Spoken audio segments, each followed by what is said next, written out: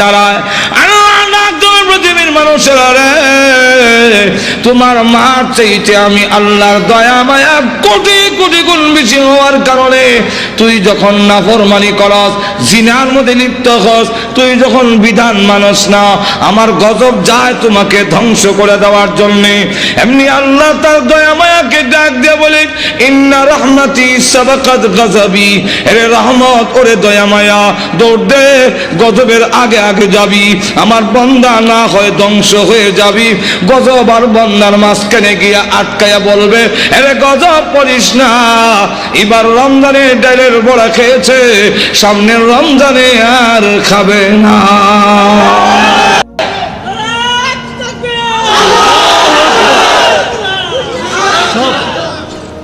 আব্বা ধমক দিয়ে বললেন, যেই ছেলে আমার কথা মানে না, হ্যাঁ আমার বাড়িতে থাকার অধিকার নাই, বেরো।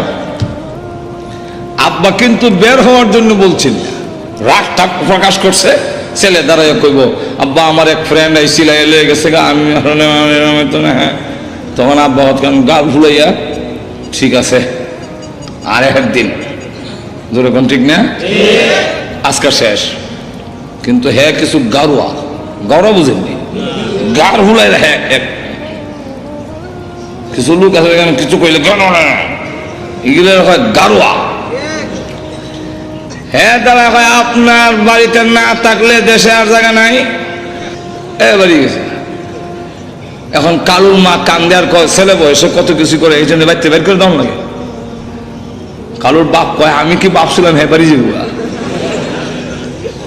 এখন তো কালুর বাপের মায় লাগতেছে। এখন দাও পাঞ্জাবিটা দাও আর সাথীটা দাও, দেখি কই গেছে।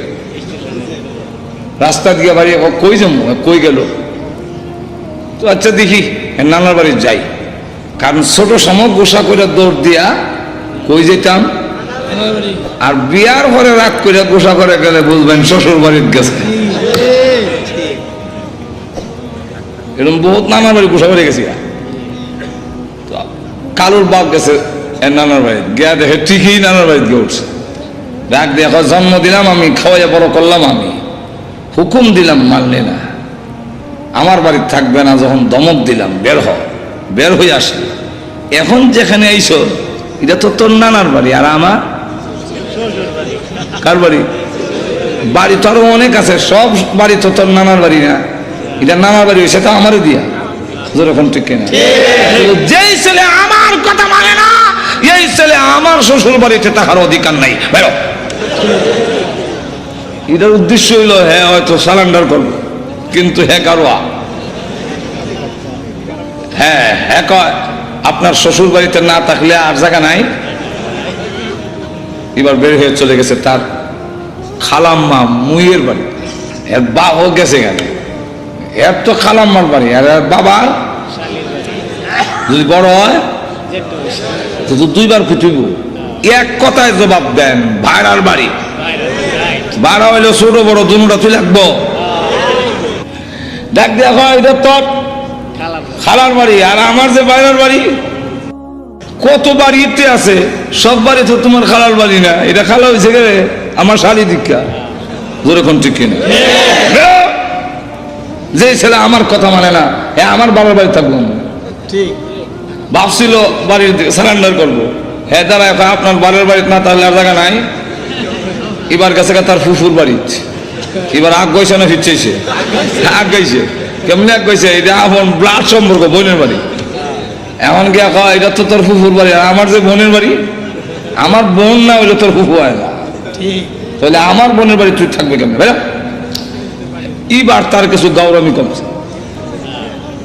এবার কি রে, যে হানু যাই গেল তোমার। এবার বুঝে ফেলেছি আমার বাবার শত্রু ছাড়া আমি সন্তান, এই পৃথিবীর কোন আত্মীয়র বাড়িতে থাকার সুবিধা নাই আমার বাবার শত্রু ছাড়া। কি কন? আমার কোন আত্মীয় বাড়িতে আমার বাবার শত্রু ছাড়া আমি কেমন জানবো? এর আগে তো আমার বাবার আত্মীয়, যেরকম ঠিক কিনা? এবার জানতে আব্বা হ্যাঁ কিছু কয় না, এমনি আব্বা ছেড়ে দেয় না, ওই সন্তানকে বলে চল বাড়িতে চল,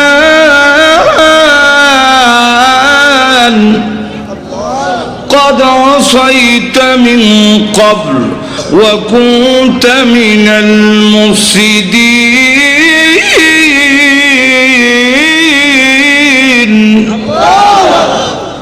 الآن এখন তো সময় সেই মানানোর এর আগে নাফরমান ছিলে আমি তোর ঈমান এখন আর গ্রহণ করব فاليوم ننجيك ببدنك لتكون لمن خلفك عن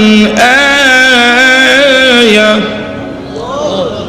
আল্লাহ বলেন তোর ঈমান গ্রহণ করা হবে না বরং তোর এই দেহকে আমি আল্লাহ হেফাজত করে রাখবো ফালইয়াউমা নুনাজ্জিকা বিবাদানিকা তোর বদনকে তোর বডিরে আমি আল্লাহ হেফাজত করব কেন করব পরবর্তীতে যারা আসবে তোমার এই দেহ দেখে যেন শিক্ষা গ্রহণ করতে পারে আল্লাহর বিধান যারা মানে না নিমকারাম যারা হয় আল্লাহর সাথে যারা দৃষ্টতা দেখায় ফেরাউনকে আল্লাহ মিশরের পিরামিডে কোনো মেডিসিন ছাড়া সুটকি বানায় রেখে দিয়েছে পরবর্তীতে যারা তোমরা আমি আল্লাহর সাথে দৃষ্টতা দেখাবে ফেরাউনের লাশ দেখে শিক্ষা গ্রহণ করে না